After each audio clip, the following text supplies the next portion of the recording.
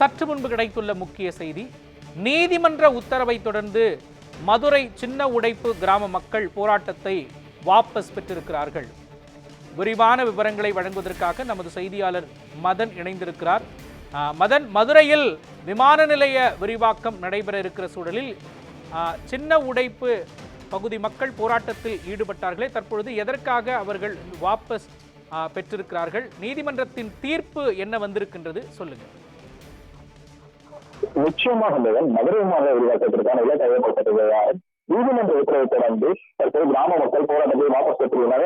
வாபஸ் பெற்றது மட்டும் இல்லாமல் தங்களை கிராம மக்களுடைய கட்டி அணைக்கு தங்களை மகிழ்ச்சியை வெளிப்படுத்தி வருகின்றனர். அந்த காட்சியை பார்த்து வருகிறோம் போது மதுரை மாநில விரிவாக்கத்திற்கான இலக்கு அறிவிக்கப்பட்டிருந்த சின்ன கிராம மக்கள் தங்களுக்கு மேல் குடி அமர்வு ஏற்படுத்தி கொடுக்க சென்று நிலத்தை கையகப்படுத்த வேண்டும் என கோரிக்கை விடுத்து பல சில தினங்களாக போராட்டம் நடத்தி வந்தவர்கள் மாற்று ஏற்பாடு செய்து தரும் வரை இலக்கை கையகப்படுத்தக் கூடாது என நீதிமன்ற அறிவிச்சதை தொடர்ந்து கிராம மக்கள் தங்கள் போராட்டத்தை தற்போது வாபஸ் பெற்றுள்ளனர்.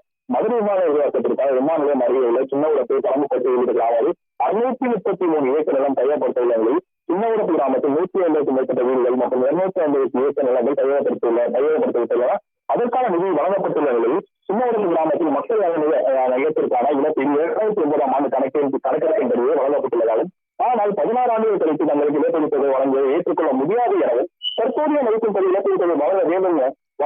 மேலும் 2013 சட்டத்தின்படி வீடுகளை இழந்தவர்களுக்கு மாற்று இடம் மற்றும் குடியிருப்புகள் பெற்றுத்தர வேண்டும் என நிலத்தை கையகப்படுத்த கடந்த ஞாயிற்றுக்கிழமை 500க்கும் மேற்பட்ட போலீசாருடன் அதிகாரிகள் சின்ன கிராம திரும்பி வந்ததால் பரபரப்பான சூழ்நிலை நிலவியது.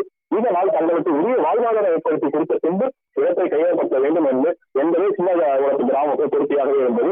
அதிகாரிகள் ஊருக்கு நுழைய விடாமல் முற்றுகையிட்டு சாலை வழி போராட்டத்தில் தொடர்ந்து ஈடுபட்டனர். இதனைத் தொடர்ந்து மாவட்ட வருவாய் அலுவலர் பட்டியல் நடத்திய பேச்சுவார்த்தையில் தங்களுக்கு சாதகமான நடவடிக்கை எடுக்க சனிக்கிழமை வரை காலவாசம் வழங்கப்பட்ட நிலையில் காலவாசம் கொடுக்கப்பட்ட அதிகாரிகள் அங்கிருந்து புறப்பட்டு சென்றனர். இந்த நிலையில் தங்களுக்கு உரிய தீர்வு கிடைக்க போராட்டம் தொடர்வோம் என கூறி ஞாயிற்றுக்கிழமை தொடர் போராட்டத்தை சின்னவரத்து கிராமத்தில் நடத்தி வந்தனர். விவகாரம் தொடர்பாக மதுரை உயர்நீதிமன்றத்தில் நேற்று பாதிக்கப்பட்டவர்கள் வழக்கு கொடுத்த நிலையில் இந்த மனு மீதான விசாரணை என்று மதுரை உயர்நீதிமன்றத்தில் நடைபெற்றது. வழக்கை விசாரணை இளம் கையகப்படுத்த பயணங்களுக்கு மாற்று இடம் வழங்குவதை இலக்கை கையகப்படுத்த கூடாது என நீதிமன்ற உத்தரவு என்று தெரிவிக்கப்பட்டது.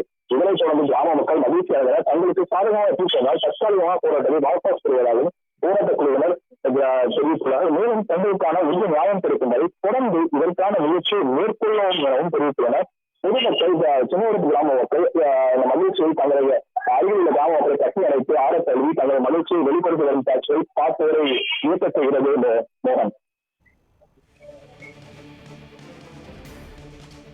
விரிவான விவரங்களையும் காட்சிகளையும் வழங்கியதற்காக நன்றி மதன்குமார்.